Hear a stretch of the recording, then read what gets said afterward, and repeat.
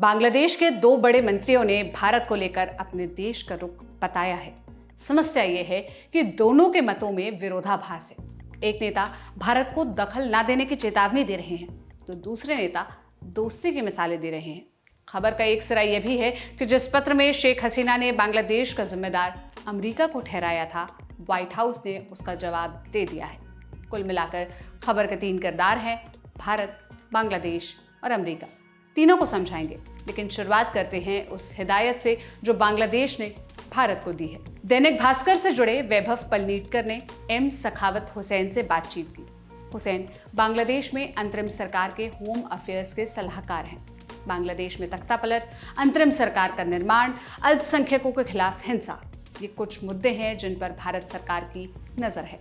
प्रधानमंत्री नरेंद्र मोदी हो या गृह मंत्री अमित शाह, बांग्लादेश में जो हो रहा है उस पर भारत के बड़े नेताओं ने अपनी प्रतिक्रिया दी है। इस बात से नाराज हुसैन ने भास्कर को दिए इंटरव्यू में कहा, बांग्लादेश में जो कुछ भी हुआ उसे गलत तरह से मत समझिए, इसे ज्यादा समझने की जरूरत नहीं है। अपनी जमीन का इस्तेमाल बांग्लादेश में दखल देने के लिए मत करिए। अगर भारत बांग्लादेश के मामलों में दखल अंदाजी करता है तो आप एक दोस्त खो देंगे।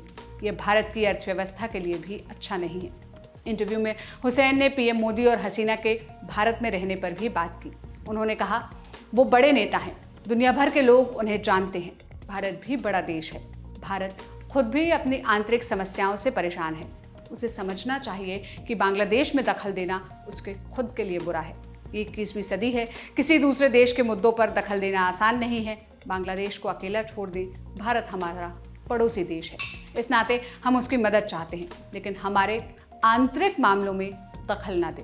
मैं नहीं चाहता कि शेख हसीना भारत में रहे। एक तरफ भास्कर से बातचीत में हुसैन ने भारत को चेतावनी दी, तो दूसरी तरफ उनके ही देश के दूसरे नेता भारत से दोस्ती की बड़ी बड़ी बातें कर रहे हैं। देश की अंतरिम सरकार में विदेश मामलों के सलाहकार मोहम्मद तौहीन हुसैन ने भारत के लिए कहा, शेख हसीना काफ़ी समय से भारत में हैं, लेकिन इसका असर ढाका और नई दिल्ली के रिश्तों पर नहीं पड़ेगा। हम सभी के साथ अच्छे रिश्ते बनाकर रखेंगे, फिर चाहे वो भारत हो या चीन। हमें विश्वास है कि हमारे अंतर्राष्ट्रीय दोस्त बांग्लादेश की अंतरिम सरकार का साथ देंगे और हमारे साथ खड़े रहेंगे। बांग्लादेश एक नए भविष्य की तरफ बढ़ रहा है। तौहीद हुसैन का कहना है कि वो भारत के साथ अपने रिश्ते और मजबूत करने की कोशिश करेंगे। ये तो हो गई बांग्लादेश के मंत्रियों की बात। अब अमेरिका का मामला समझ लेते हैं। 10 अगस्त को शेख हसीना ने अपने देश के नाम एक पत्र लिखा था। पत्र में अमेरिका का भी नाम था। हसीना बांग्लादेश में तख्ता पलट का जिम्मेदार अमेरिका को मानती हैं। उन्होंने लिखा था, अगर मैंने सेंट मार्टिन आइलैंड और बंगाल की खाड़ी का कंट्रोल अमेरिका को दे दिया होता तो हो सकता है मैं सत्ता में बनी रहती। बांग्लादेशियों से अनुरोध है वो कट्टरपंथियों के बहकावे में ना आए। आपके डर का फायदा उठाया गया है। हसीना के इस आरोप का जवाब आ गया है। अमेरिका ने साफ कह दिया है कि शेख हसीना के सारे आरोप झूठे हैं।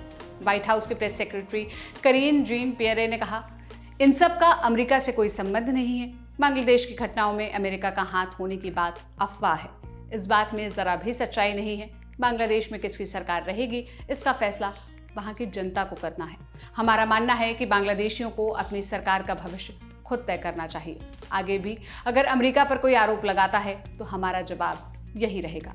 बताते चले कि सेंट मार्टिन आइलैंड वाली बात पर सखावत हुसैन ने भी शेख हसीना पर तंज कसा है। भास्कर की रिपोर्ट के मुताबिक हुसैन का कहना है, मार्टिन आइलैंड जैसी छोटी सी जगह के लिए अमेरिका दिलचस्पी क्यों लेगा। उस 3 किलोमीटर के आइलैंड में इतनी भी जगह नहीं है कि वहाँ एक एंटीना लग सके। पश्चिम में इससे बड़े कई आइलैंड हैं। शेख हसीना लोगों का ध्यान भटकाने के लिए ये सब बोल रही हैं।